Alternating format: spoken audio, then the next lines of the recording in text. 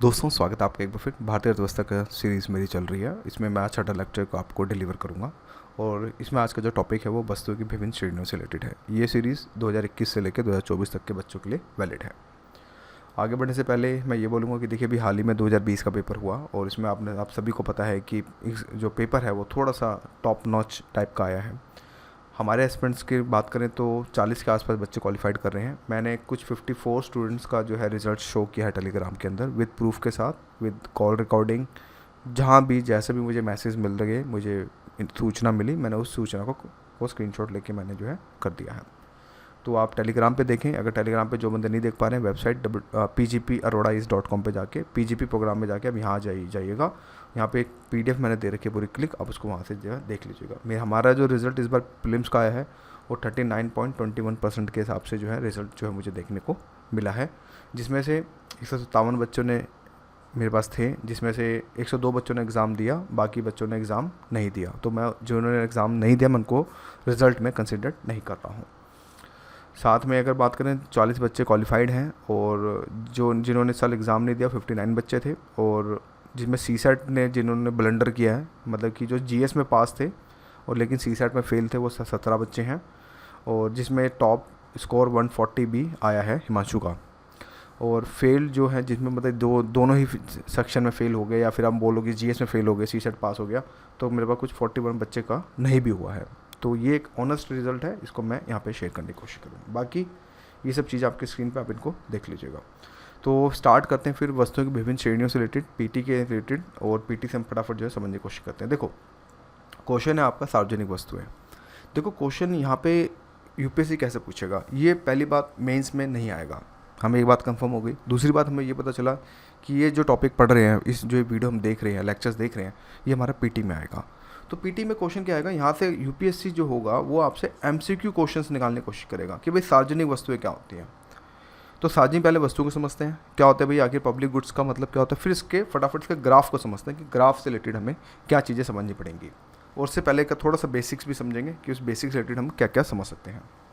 देखिए, अगर सार्वजनिक वस्तु की बात करें, जहाँ पर सभी का अधिकार है, जैसे कि हवा है, जैसे कि एक हवा है भाई, यहाँ पे सबका अधिकार है। वायु है, अगर देखें तो सबका अधिकार है, चाहे टाटा अंबानी हो, चाहे गरीब किसान का लड़का भी हो, चाहे फिर एक भिखारी भी हो, भाई सबका अधिकार है। इस पर तो आप किसी का कंट्रोल है नहीं। तो कहने का मतलब है जिसके लिए हमें कोई कीमत नहीं देनी पड़ती, जो सभी के लिए फ्री है, जो अगर हम बात करें सभी के लिए फ्री है। अगर थोड़ा सा टेक्निकल थोड़ी डेफिनेशन में देखें तो इनकी व्यवस्था बजट में प्रदर्शित नहीं होती है, यानी कि पहली बात, ये जो चीज़ें हैं बजट में इनको जो शामिल यहाँ पे नहीं किया जाता। पहला पॉइंट आपको यहाँ पे मिलेगा। एवं सामूहिक रूप से उपयोग होने के कारण एक वस्तु की मांग, पूर्ति या उपभोग दूसरे व्यक्ति के उपभोग को प्रभावित यहाँ पे नहीं करती। यानी कि यहाँ पर कहने का मतलब है कि यहाँ पर मांग और पूर्ति का नियम लागू नहीं होता है, क्योंकि जब ये प्राइवेट वस्तु हैं, मतलब पब्लिक गुड्स हैं, ये सार्वजनिक वस्तु हैं, तो यहाँ पर मांग पूर्ति का मतलब बेसिकली अगर बात करें तो कोई मतलब प्रभावित करने वाले स्पेशली जो कोई कारक भी जो हमें यहाँ पे जो देखने को नहीं मिलते। दूसरी बात, यहाँ पर इनके उपभोग से किसी भी व्यक्ति को इसलिए वंचित नहीं किया जा सकता क्योंकि इसकी कोई भी कीमत नहीं चुकता कर सकता, क्योंकि यहाँ पे सभी के लिए सिद्धांत का एक पालन किया जाता है कि सभी के लिए ये फ्री वस्तुएं हैं और शुद्ध रूप से मतलब सभी के लिए जो है सार्वजनिक वस्तुएं कहलाती हैं। यानी कि इन डेप्थ में अगर थोड़ा चीज़ों को समझें, अगर थोड़ा मैं आपको डेप्थ में लेके जाऊँ, सार्वजनिक वस्तु में हमें क्या क्या पॉइंट्स हमें देखने को मिले। भाई पहली बात, यहाँ पे मांग और पूर्ति का जो यहाँ पे नियम लागू ही नहीं होता, यानी कि जो इसका नियम होता है वो यहाँ पे लागू ही नहीं होता। तो क्वेश्चन यहाँ से यूपीएससी घुमा सकता है कि भाई कंसीडर द फॉलोइंग स्टेटमेंट, सार्वजनिक वस्तु में मांग और पूर्ति का नियम लागू होता है। भाई अगर आपको कंसेप्ट नहीं पता होता, आप डेफिनेटली तुक्का मारेंगे, टल्ला मारेंगे, जो भी है। तो हमें ऑब्जर्वेशन, हमारा अगर हम बात करें, एक हमें ऑब्जर्वेशन ये मिला कि यहाँ पर मांग और पूर्ति का हमें यहाँ पे नियम नहीं पता चलता, मतलब यहाँ पे लगता ही नहीं है।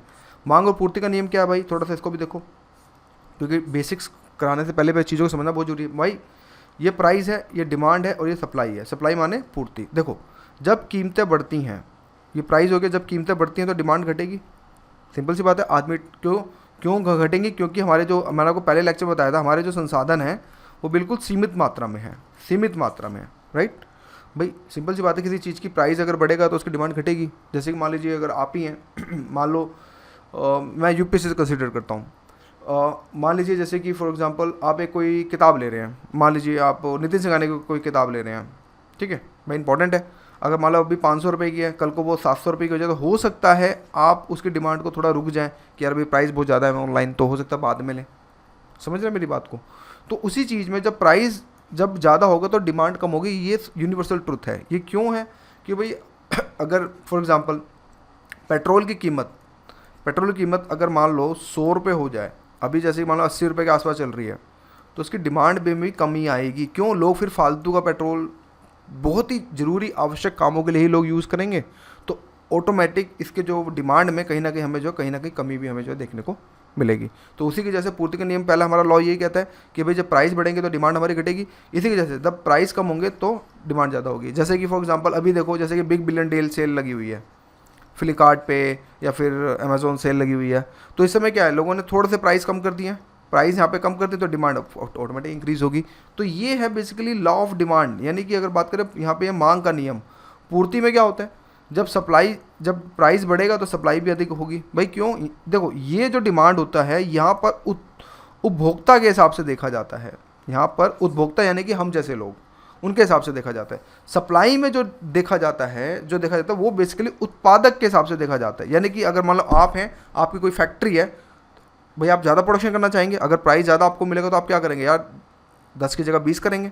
तो वो वही वाला हिसाब है कि जब यहाँ पर उत्पादक के हिसाब से देखा जाता है तो सप्लाई जो होती है यहाँ पे, मतलब जब प्राइस ज़्यादा होगा तो यहाँ पे जो सप्लाई होगी वो अधिक होगी। इसी वजह से जब प्राइस कम होगा तो आपका मन नहीं करेगा, हटाया प्रॉफिट तो मिल नहीं रहा है तो कोई फ़ायदा नहीं है, तो बेटर है फिर आप क्या करेंगे, हो सकता है सप्लाई आप थोड़ी सी कम कर दें। मतलब वो एक, क्योंकि क्या होता है कि देखो जब किसी को मैक्सिमम प्रॉफिट मिलना स्टार्ट होता है ना, तो वो आदमी दिन रात काम करता है। तो यानी कि प्राइस और सप्लाई यानी कि पूर्ति की बात है यहाँ पे, सप्लाई का मतलब पूर्ति है। तो जब प्राइस अधिक होगा तो फिर सप्लाई भी अधिक होगी। क्यों? आपका भी ज़्यादा मन करेगा, लालसा बनेगी, यार ज़्यादा प्रॉफिट है, चलो लपेट लो, जितना लपेट सकते हैं, जितना प्रॉफिट कमा सकते हैं। जब जब प्राइस कम हो जाएगा मार्केट में, भाई है ही नहीं, आपकी सप्लाई भी ऑटोमेटिक फिर धीरे धीरे आने टाइम में कम हो जाएगी। समझे? बेसिक कंसेप्ट समझे? ठीक है, चलिए अब बैक टू द टॉपिक पे आते हैं। तो उस केस के अंदर यहाँ पर सार्वजनिक वस्तुएं जब मैं बात कर रहा था, तो हमें यहाँ पे ये पता चला कि भाई मांग और पूर्ति का यहाँ पे नियम जो है यहाँ स्पेशली लागू नहीं होता। दूसरा पॉइंट हमारे पास यहाँ है कि ये सामूहिक रूप से किसी भी चीज़ को कोई प्रभावित नहीं करता। जब मांग ही लागू नहीं होता, मांग और पूर्ति का जब नियम लागू नहीं हो रहा, तो वहाँ पे भी किसी चीज़ को प्रभावित नहीं कर सकते। इसलिए दूसरी इनको इन चीज़ों से वंचित नहीं किया जा सकता। तो दूसरा पॉइंट हमारे लिए ऑब्जर्वेशन ये है कि यहाँ पर किसी भी व्यक्ति को, यहाँ पे ध्यान रखिए, कोई भी अगर स्टेटमेंट में आ जाए, कोई भी व्यक्ति को इससे वंचित नहीं किया जा सकता, कोई भी व्यक्ति को यहाँ पे वंचित नहीं किया जा सकता, तो वो स्टेटमेंट बिल्कुल ठीक हो जाएगी। अब तुम बोलोगे यार कोई भी आगे हो सकता है स्टेटमेंट गलत हो, तो ये चीज़ आपने ध्यान रखनी है कि जब भी यूपीएससी के जो क्वेश्चंस करें तो एक एक लाइन को बहुत ध्यान से आपको जो है बेसिकली जो है पढ़ना है। समझ आ गया? तो जैसे कि हमने एग्जांपल देखा था सार्वजनिक वस्तु के अंदर कि वायु जो होती है एक तरह से फ्री है, जो सभी के लिए फ्री है अगर हम बात करें तो, राइट।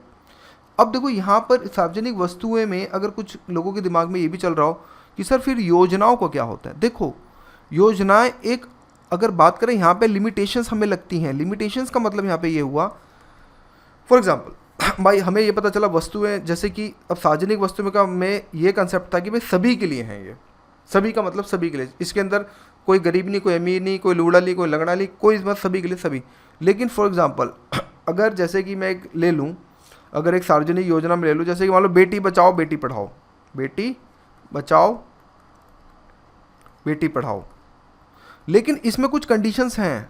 कंडीशंस का मतलब यह है कि अगर वही बंदे कर पाएंगे या तो जिनकी बेटियां हों, राइट, उन्हीं को प्रोत्साहन करने के लिए यहाँ पे इस तरह के कार्यक्रम निकाले जाते। तो यहाँ पे कंडीशंस आ रही हैं, तो ये एक पब्लिक गुड्स के तौर पे नहीं देखा जाएगा।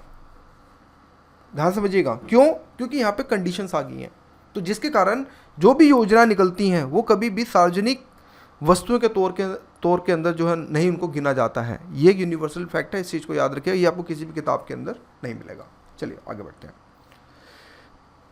एक आधी निजी वस्तुएं हमने ये समझा। अच्छा हाँ, इसका ग्राफ को रह गया एक, सॉरी। हाँ देखो ग्राफ इसमें क्या रहेगा, ग्राफ ध्यान से देखो तो इसका ग्राफ ये रहा, ये है ग्राफ इसका। यानी कि देखो यहाँ पे अगर मान लो ये प्राइस मान लो, ये डिमांड मान लो, तो प्राइस चाहे कितना भी हो जाए, कितना भी इंक्रीज हो जाए, ये कितना भी इंक्रीज हो जाए, डिमांड स्थिर की स्थिर रहेगी। डिमांड जो है आपकी, ये डिमांड है, ठीक है, डिमांड जो है बिल्कुल आपकी स्थिर रहेगी। तो इसमें ग्राफ अगर हम बात करें, यानी कि अगर इसके ग्राफ को अगर थोड़ा सा डिनोट करें तो यहाँ पे हमें ये पता चलेगा कि ये अगर है तो इसका ग्राफ ऐसे बनेगा।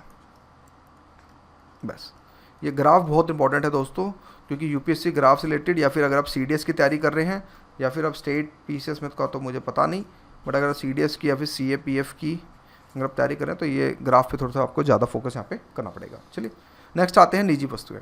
दोस्तों निजी वस्तुओं का मतलब होगा, अब चीज़ें समझ आ गई कि भाई निजी है, यानी कोई चीज़ भाई निजी है, अब प्राइवेट तो है नहीं।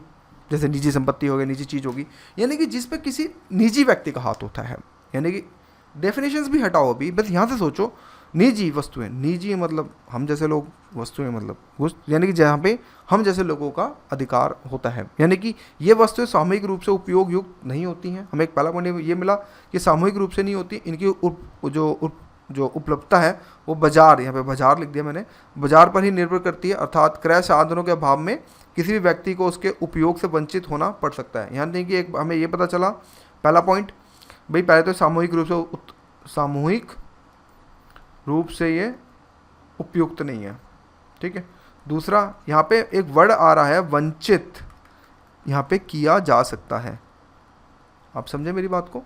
2 पॉइंट भाई, पहली बात ग्रुप में नहीं मिलती, दूसरी बात इसको वंचित किया जा सकता है। तो ऐसी चीज़ों को जो है हम अगर बात करें तो जो है इसको जो है निजी वस्तु के तौर पे जो हम चीज़ों को जो है समझते हैं, यानी कि इन वस्तुओं के उपयोग में वृद्धि से अन्य लोगों के लिए इसकी उपलब्धता में कमी हो सकती है।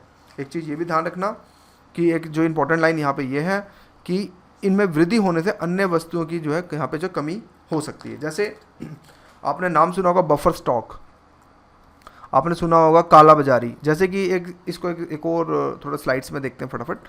आपने देखा होगा अभी हाल ही में लॉकडाउन लगा था, राइट, लॉकडाउन लगा था हमारा। आपने देखा होगा यार, अगर जो एसेंशियल वस्तुओं को छोड़ दें उसमें भी काफ़ी कुछ वैसे हेरा फेरी हुई थी। जो फालतू की वस्तुएं थी जो हमारे स्वास्थ्य के लिए भयानक है, जैसे कि मैं बात करता हूँ सिगरेट की, सिगरेट हो गया या फिर बीड़ी, तंबाकू, शराब टाइप के। आपने देखा होगा इनके प्राइस में कुछ 300 to 400% के हिसाब से, यानी कि अगर कोई 10 रुपये की सिगरेट होगी तो मे भी आपको 50 रुपये की मिल रही होगी। तो इतना ज़्यादा आपको जो प्रभाव देखने को मिला, राइट। तो ये हो गया काला बाजारी। क्यों हुआ भाई? लोगों ने यहाँ पे स्टॉक कर दिया, अपना सामान यहाँ पे जो है स्टॉक कर दिया, फिर इसको जो है बड़ी कीमत पे जो है यहाँ पे बेच रहे हैं। तो ऐसी सिचुएशन में भी जो है, जो अगर बात करें इन वस्तुओं के उपयोग में वृद्धि से अन्य लोगों के लिए इनकी उपलब्धता में कमी हो जाती है। तो जब स्टॉक ज़्यादा कर लेंगे तो अगर कोई ये बात बेसिकली वैसे देखा है तो बीड़ी सिगरेट भी पे लागू नहीं होती। मैं बात करूँ एसेंशियल चीज़ों पे, जिस तरह से एसेंशियल चीज़ों में आप ऐसे समझें जैसे कि कोई बाढ़ आ जाए या फिर अगर कोई आदमी कहीं ट्रैप हो गया हो, जैसे कि भूकंप आ जाए, तो उस केस के अंदर आसपास में देखा होगा चीज़ें जो बहुत ज़्यादा महंगी हो जाती हैं।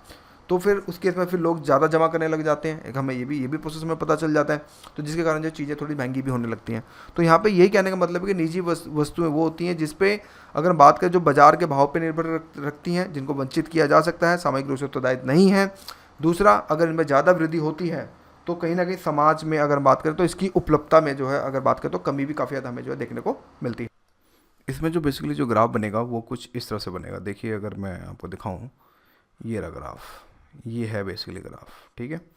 यानी कि इसको अगर मैं नेक्स्ट स्लाइड में आपको दिखाने की कोशिश करूँ तो इसमें आपको यहाँ पे ये समझ आएगा कि ये है और यहाँ पे ऐसे है। यानी कि यहाँ पे प्राइस है, मान लो यहाँ 1 है, 2 है, 3 है, यहाँ पे डिमांड है 1 है, यहाँ 2 है, यहाँ 3 है। आप ऐसे देखें, यानी कि जब प्राइस जब बढ़ जाएंगे, जब प्राइस अगर मान लो बढ़ जाएंगे तो डिमांड भी ऑफकोर्स जो है कम हो सकती है, ठीक है। और जब प्राइस जब कम हो जाएंगे तो डिमांड जो है बढ़ जाएगी। तो इसका ग्राफ बेसिकली आप ऐसे याद रखिएगा, ये बहुत ज़्यादा इंपॉर्टेंट ग्राफ्स हैं, इनको बेसिकली जो एग्जाम्स में आ सकते हैं। चलिए नेक्स्ट वस्तु है मेरिट वस्तुएं, जिसको हम कहते हैं कि ऐसी वस्तुएं जिनका बजट में अलग से जो है प्रावधान किया जाता है, स्पेशली जो बेसिकली किसी खास वर्ग को, मतलब कि अगर बात करें मदद करने के लिए अत्यंत आवश्यक होते हैं उनके लिए, तो उनके लिए जो है मतलब कि इस टर्म का जो है बेसिकली जो है यूज़ किया जाता है। जिसके अंदर जैसे कि आपने देखा होगा एग्जाम्पल के तौर पे कि गरीबी वर्ग के लिए शिक्षा, चिकित्सा, आवास, भोजन आदि की व्यवस्था करना, ये सब मेरिट वस्तु के जो है अगर बात करें तो उदाहरण में देखने को मिलते हैं। यानी कि अगर डेप्थ के अंदर देखें तो बजट के अंदर इनको जो है शामिल किया जाता है। पहला पॉइंट हमारे लिए क्या हुआ कि भाई मेरिट वस्तुओं के अंदर बजट के अंदर इनको शामिल किया जाता है, किसी बेसिकली जो है किसी खास वर्ग को जो है इसमें जो है रखा जाता है, जिसमें उनकी जो है अगर बात करें तो उनकी जो भी उनमें कमी है उनको जो पूरा किया जा सके। जैसे मैंने कुछ ऐसे वर्ग हैं जिनमें शिक्षा की कमी है तो उनका जो उत्थान किया जा सके, तो ऐसे वर्ग को जो है बेसिकली जो है मेरिट वस्तु के अंदर जो है रखा जाता है। नेक्स्ट है स्थानीय वस्तुएं। नाम से समझ आ गया होगा, स्थानीय मतलब कि भाई वह जो एक पर्टिकुलर एक एरिया की है, एक हमारे जोग्राफिकल एरिया की हैं, तो उनको जो है हम स्थानीय वस्तु के नाम से भी जो है जो है जाना जाता है। ऐसी सार्वजनिक वस्तुएं जिससे उत्पन्न होने वाला लाभ स्थानीय लोगों को जो है प्राप्त होता है। यानी कि यहाँ पे एक वर्ड ध्यान रखिएगा, ऐसी सार्वजनिक वस्तुएं जिससे उत्पन्न होने वाला लाभ जो स्थानीय वस्तुओं के लिए मतलब कि जो लोगों को प्राप्त होता है, ऐसी स्थानीय वस्तु कहते हैं। जैसे गांव के अंदर एक स्थित तालाब हो गया, तो जो एक तालाब होता है वो बेसिकली सबके लिए होता है। ऐसा तो है नहीं कि भाई गांव का प्रधान ही आगे यूज़ करेगा, भाई सभी के लिए तालाब होता है। तो ऐसी वस्तु को जो हम स्थानीय वस्तु कहते हैं।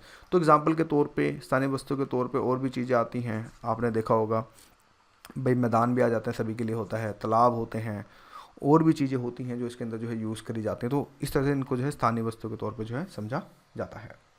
अब आती हैं सफ़ेद वस्तुएँ। देखो दोस्तों, उच्च आय वर्ग वाले व्यक्तियों द्वारा घरेलू उपयोग में जो वस्तुएं जो वृहत यंत्र हों जिनका परिचालन कठिन होता है, इनको एक स्थायी जगह पर रखा जाता है। तो इनको बेसिकली जो सफ़ेद वस्तुएं कहते हैं। मतलब क्या, देखो सफ़ेद वस्तुएं मतलब वो जैसे आप मान के चलें, जैसे कि एग्जांपल के तौर पे समझने की कोशिश कीजिएगा बस, कि भाई रेफ्रिजरेटर हो गया, वॉशिंग मशीन होगी, यानी कि भोग विलास टाइप की। क्योंकि देखो ये अब रेफ्रिजरेटर वॉशिंग मशीन ये कोई एसेंशियल वस्तुएं नहीं है। अगर हम इंडियन कंटेक्स्ट में देखें, मेरा वर्ड को ध्यान समझिएगा, अगर मैं भारतीय संदर्भ की अगर मैं बात करूं, तो आज भी हमारे लिए रेफ्रिजरेटर और वॉशिंग मशीन जो है ये एक तरह से विलासिता के ऊपर ही जो है सिद्धांत जो है प्रतिपादित होता है। अगर हम इंडियन कंटेक्स्ट में देखें तो इन चीज़ों के लिए आज भी हमारे लिए कोई इतनी ज़्यादा ज़रूरी नहीं है, क्योंकि आज भी हमारे लिए रोटी कपड़ा मकान ही सबसे ज़्यादा जो इवन मोबाइल भी इतना ज़रूरी एसेंशियल चीज़ों में नहीं रखा गया है अभी भी, अगर हमारे इकोनॉमिक सर्वे की हम बात करें तो कहीं ना कहीं इन चीज़ों को जो सफ़ेद वस्तु के अंदर जो है डिनोट किया जाता है, क्योंकि बड़ी होती हैं। तो मैक्सिमम आपने देखा होगा एसी वेसी भी जो मैक्सिमम सफ़ेद ही होते हैं। तो इनके ये कुछ हमें उदाहरण जो है हमें अगर बात करें तो मुझे मतलब कि कहने मतलब ये कि इसमें जो मोस्ट इंपॉर्टेंट पॉइंट ये है कि इनका परिचालन जो है कठिन होता है। यानी कि ऐसा नहीं है कि ईजी है, एक स्थान से दूसरी जगह पर ले जाना भी काफ़ी ज़्यादा थोड़ा सा मुश्किल होता है। जैसे रेफ्रिजरेटर हो गया, तो इनमें बेसिकली ये वाला कंसेप्ट जो हमें देखने को मिलता है। फिर आता है नारंगी वस्तुएं। दोस्तों, ऐसी वस्तुएं जो एक निश्चित समय के बाद परिवर्तित कर दी जाती हैं, ऐसी नारंगी वस्तु होती हैं। जैसे कपड़े, जैसे कि गर्मी कपड़े अलग होते हैं, सर्दी कपड़े अलग होते हैं, तो ऐसे इनको नारंगी वस्तुएं कहा जाता है। इसी जैसे लाल वस्तु होती हैं, ऐसी वस्तुएं जो तीव्र गति से परिवर्तन होने के कारण निम्न लाभांश सीमा के अंतर्गत आती हैं। देखो यहाँ पे यह है कि लाल वस्तुएं का मतलब रेड गुड्स सॉरी में यहाँ पे आप ऐसे समझे कि देखो जैसे कि फॉर एग्जाम्पल गेहूँ है, आपने देखा होगा कुछ टाइम के बाद ये भी खराब होना स्टार्ट हो जाता है। तो ऐसे में जब इनकी लाभांश माने यानी कि प्रॉफिट, लाभांश माने क्या होता है, प्रॉफिट, तो इनकी सीमा में परिवर्तन आ जाता है, यानी कम हो जाते हैं, इनके लाभांश कम हो जाता है। तो खाद्य उत्पादन में जो होता है इनको जो है हम लाल वस्तु के तौर पर भी जो है समझ सकते हैं। जैसे कि आप देखें, जैसे ग्रीन सब्जी देखते हैं आप, हरी सब्जी भाई मान लो टमाटर लिया आपने, अब उसी टमाटर मान लो 50 रुपये किलो बिक रहा है अभी, वही आप एक हफ्ते के बाद बेचो तो मे भी वो सब्जी वाला आपको 20 रुपये किलो भी दे दे, क्यों, उसको पता है ख़राब होने वाला है और भैया बिक जाता है, ठीक है। तो ऐसी चीज़ों को जो हम अगर बात करें तो लाल वस्तु से जो हम समझने की कोशिश करते हैं। नेक्स्ट आता है दोस्तों पीली वस्तुएँ। इनमें परिवर्तन एक लंबे समय बाद होता है, और अगर बात करें तो इसमें उच्च लाभांश सीमा के अंतर्गत आती है। इनको येलो गुड्स की संज्ञा दी जाती है। यानी कि भाई इनमें जो एक परिवर्तन होता है काफ़ी मतलब समय के बाद, मतलब कि एक सिस्टम के थ्रू, मतलब कि एक समय जिसमें काफ़ी लंबा समय होता है, काफ़ी लंबा समय जो हमें देखने को मिलता है, तो हम उनको जो है पीली वस्तु के तौर पे कहते हैं। इसका एग्जांपल क्या, आप मुझे इसको कमेंट सेक्शन में बताइए कि मैंने जानबूझ के यहाँ पे एग्जांपल हटाया है, ताकि मैं भी देखूँ कि आप कितना इसमें जो है लॉजिक्स लगा सके। बाकी भूरी वस्तु वो होती हैं जिसमें ऑडियो विजुअल्स हो गए, रेडियो, स्टूडियो, टेलीविज़न आदि, ये सब जो है आपने देखा होगा ये बेसिकली ब्लैक पट्टी से बने होते हैं या फिर ब्राउन पट्टी से बने होते हैं। तो बेसिकली इनको जो है ब्राउन गुड्स के तौर पर जो है इनको जो है मतलब कि किया जाता है। क्यों कि प्रारंभ में सभी यंत्र लकड़ी के कैबिनेट में असेंबल होकर आते थे, इसी कारण इनको जो ब्राउन गुड्स में जो है रखा गया है। अब आता है गिफिन वस्तु, वेरी इंपॉर्टेंट टॉपिक, इसका ग्राफ भी बहुत इंपॉर्टेंट है, इस चीज़ को याद रखिएगा। गिफिन गुड्स क्या होते हैं? देखो दोस्तों, गिफिन गुड्स एक हाइपोथेटिकल सिचुएशन है।